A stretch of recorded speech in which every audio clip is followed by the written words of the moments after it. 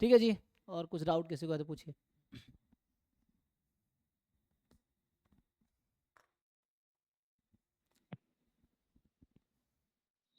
Sir एक general eligibility के regarding एक क्वेरी थी सर। पूछिए। सर सर एक्चुअली मैं करंट में बैचलर्स इन स्टैटिस्टिक्स ऑनर्स कर रहा हूँ सर। 4 ईयर की डिग्री है सर मेरी।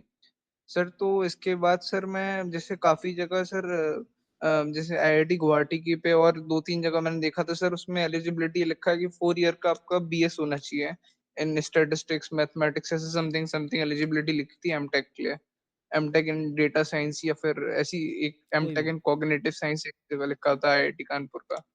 तो सर वो एक बार आप क्लियर कर सकते हैं क्या सर? जैसे मेरा बैचलर्स इन स्टैटिस्टिक्स है, बी स्टैट्स है सर डिग्री का नाम। तो आप मैं एलिजिबल हैं। एलिजिबल होऊंगा कैसे? 4 ईयर, हाँ, 4 ईयर बैचलर डिग्री है तो आप एलिजिबल हैं। बिल्कुल जैसे बीटेक वाले एलिजिबल, जिन जिन कोर्सेज में आप हर जगह वहाँ एलिजिबल हैं। 4 ईयर बैचलर डिग्री लिखा रहता है ना, तो आप एमटेक के लिए डायरेक्टली एलिजिबल। जैसे मैं अभी भी शशांक को बता रहा था ना कि जैसे इन्होंने 3 ईयर बैचलर किया है, जैसे मैं 3 ईयर बैचलर मैंने किया था, तो हम डायरेक्ट एमटेक नहीं कर सकते। तो जैसे मेरे बहुत सारे फ्रेंड थे जो मान लो आई दिल्ली में एमएससी कर रहे थे, फिर वो खड़गपुर से एमटेक किए कंप्यूटर साइंस में, फिर वो कॉर्पोरेट में जॉब ज्वाइन किए। तो वैसे नहीं, क्योंकि डायरेक्ट नहीं कर सकते 3 ईयर बैचलर, लेकिन 4 ईयर बैचलर डिग्री है तो आप एमटेक सीधा ज्वाइन कर सकते हो गेट क्वालिफाई करके, और आप एलिजिबल रहेंगे। ये ठीक है। है ना।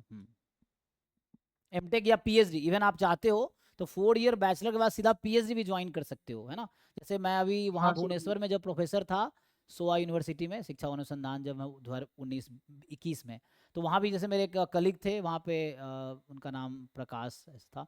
तो वो आईएसएम धनबाद आईआईटी से उन्होंने सीधा बीटेक किया, वहीं से सीधा पीएचडी किया। अभी वो एनआईटी में फैकल्टी हैं एक। तो वैसा है, बीटेक के बाद सीधा पीएचडी, और पीएचडी के बाद सीधा वो पहले वहाँ पे जॉब कर रहे थे भुवनेश्वर में, बाद में फिर एनआईटी में उनका हो गया है। तो इस तरह से है। तो आप 4 ईयर बैचलर डिग्री है तो आप डायरेक्टली एमटेक, पीएचडी, एमएससी, मतलब कोई भी एमएससी भी ज्वाइन कर सकते हैं दोबारा, पीएचडी भी, एमटेक भी, कोई भी कोर्स ज्वाइन कर सकते हैं आपसे 4 ईयर बैचलर डिग्री। तो ये थोड़ा एडवांटेज रहता है 4 ईयर बैचलर्स का कि आपके पास ऑप्शंस हैं। You may do MSc again, और एमएससी मतलब अगेन क्या मतलब, हालांकि 4th ईयर में एमएससी का ही माना जाता है, लेकिन ठीक है, आप एमएससी भी कर सकते हो, एमटेक भी कर सकते हो, पीएचडी भी कर सकते हो 4 ईयर बाद। ये है।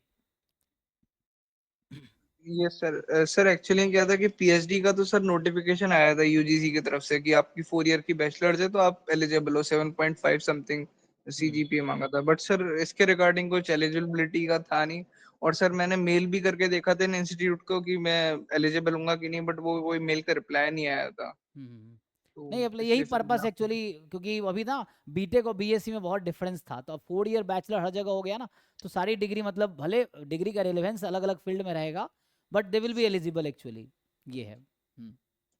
ठीक है, ठीक है, थैंक यू।